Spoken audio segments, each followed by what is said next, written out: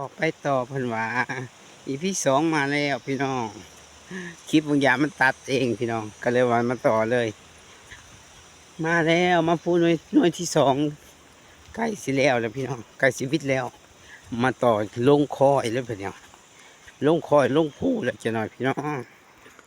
ผู้หน่วยที่สองกับวิทย์ไปแล้วเรียบร้อยลงผู้ปล่อยโตบาทนี่เฮ้อเฮ็ดบ่บานธรรมชาติก็ยังงามคือเก่าป่าไม่แปลกพี่น้องป่าไม่แปลกไม่ปกตินี่แหละแต่ว่าซื้อไม่แปลกเด้อบ่แม่นว่าไม่แปลกประหลาดไม่อีสังเด้อไม่แปลกสามารถเอาไปด่างไฟไปออยไฟได้ว่าอยู่เฮือนก็ใส่ประจำซื้อเขาเจ้าใส่ออยไฟนี่ธรรมชาติเขียวงามอุ้มทุ่มว่ะอย่างผลมีทากน้ำเด้อพี่น้อง มีทากน้ำจับ2-3โตเลยแต่มาอยู่นี่นี่ลงคอยอย่างดีพี่น้องลงคอยลงพูนี่แหละพูทั้งพูเห็นเนาะทั้งพูแหละสัญญาณน่ะ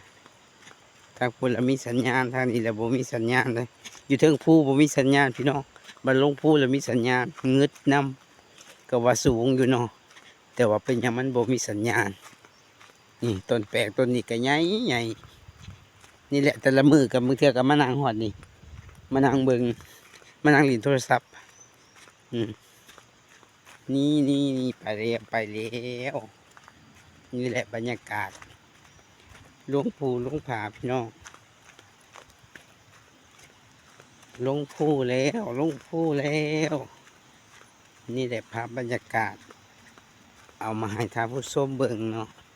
ว่าชีวิตการเป็นอยู่ในเดือนหนึ่งของหนุ่มลำบากขนาดไหนแต่ละมือต้องย่างมาหาสัญญาณ3-4หน่วยผู้ ต้องซื้ออันนั้นต้องญาติเวลาอีกได้ เฮ็ดกินเฮ็ดอยากให้มันแล้วให้มันทันให้มันไวแต่จังเฝ้ามากกับประมาณย่างไปย่างมากับเกือบ30นาทีลิ้นอีก30นาทีเพื่อกับ1 ชั่วโมงสำนั่นแหละป่านนั้นก็ยังว่าอุ้ย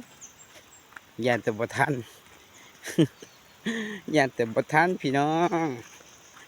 เอาเด้อนี่แหละเดี๋ยวจะมาเห็นสภาพบอลมีสัญญาณพี่น้อง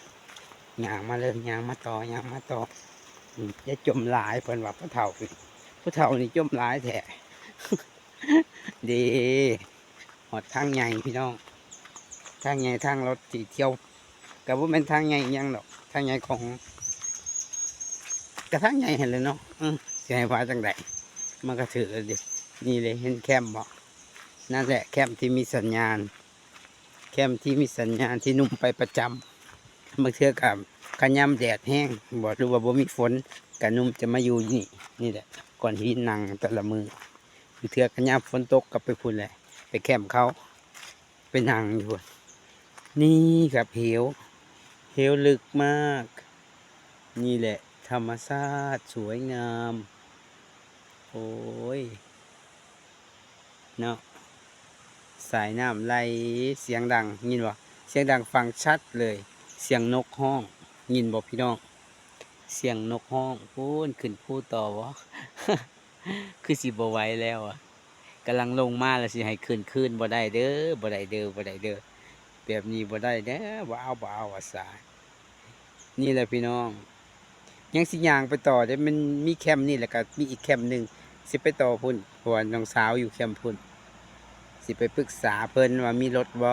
เพราะว่านุ่มสิได้กลับแล้วนุ่มอยากกลับบ้านแห้งๆโอเคนะครับพี่น้องคลิปนี้ขอจบเพียงเท่านี้เด้อฝากติดตาม